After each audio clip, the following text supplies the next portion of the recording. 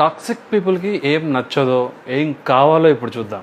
వాళ్ళకి problem solve చేయడం నచ్చదు, వాళ్ళకి మీ మైండ్ని డిస్టర్బ్ చేయడం కావాలి. టాక్సిక్ పీపుల్కి నార్మల్ టాకింగ్, క్యాజువల్ టాకింగ్ నచ్చదు. వాళ్ళు మీతో మాట్లాడేదే మిమ్మల్ని ట్రిగ్గర్ చేయడానికి, వాళ్ళకి అదో ఆనందం. టాక్సిక్ పీపుల్కి అవతల వాళ్ళు క్లారిటీగా ఉండడం నచ్చదు. మీరు ఎంత కన్ఫ్యూజన్లో ఉంటే వాళ్ళు అంత హ్యాపీగా నిద్రపోతారు.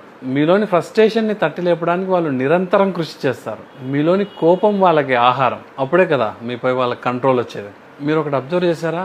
మీరు ఎంత కామ్గా చెప్పినా సరే వాళ్ళు తిప్పి తిప్పి అడుగుతారు. మీ దగ్గర సొల్యూషన్ ఉన్నా సరే వాళ్ళు వినరు. వాళ్ళు ఇంకో కొత్త కాన్సెప్ట్తో వస్తారు. ఎందుకంటే సొల్యూషన్ వాళ్ళ గోల్ కాదు, మీరు నానా రభస చేయడమే వాళ్ళ గోల్. టాక్సిక్ పీపుల్ డైరెక్ట్గా అటాక్ చేయరు, వీళ్ళు ఫస్ట్ కన్ఫ్యూజన్ క్రియేట్ చేస్తారు. ఎందుకంటే కన్ఫ్యూజ్ అయిపోయిన వాళ్ళని ఈజీగా కంట్రోల్ చేయొచ్చు, మ్యానిపులేట్ చేయొచ్చు. అన్సర్టెనిటీ ఉన్న ప్లేస్లో స్ట్రెస్ ఎక్కువ అని రీసెర్చెస్ చెప్తున్నాయి. ఈ ప్లేస్లో టాక్సిక్ పీపుల్ ఈజీగా గ్రో అవుతారు. అంటే హ్యూమిడిటీ ఎక్కువ ఉన్న ప్లేస్లో ఫంగస్ ఈజీగా గ్రో అవుతుంది కదా, అలా. ఈ రోజు ఒకటి చెప్తారు, రేపు నేనెప్పుడు చెప్పా అంటారు. మిమ్మల్ని డీప్గా మాటలతో హర్ట్ చేస్తారు, వెంటనే ఓవర్ కైండ్గా యాక్ట్ చేస్తారు. మిమ్మల్ని అడిగిందే అడిగి తిప్పి తిప్పి ఒకే విషయాన్ని డిస్కస్ చేసి విసిగిస్తారు. వీళ్ళ ఇంటెలిజెన్స్ అంతా పక్క వాళ్ళని కన్ఫ్యూజ్ చేయడానికే యూజ్ చేస్తారు. ఇది రిపీటెడ్గా జరగడం వల్ల మీ బ్రెయిన్ ఓవర్ థింకింగ్ ప్యాటర్న్లోకి వెళ్ళిపోతుంది. మీరు ప్రతిదీ ఓవర్ ఎక్స్ప్లెయిన్ చేయడం స్టార్ట్ చేస్తారు. దీనివల్ల అడ్వాంటేజ్గా తీసుకుంటారు.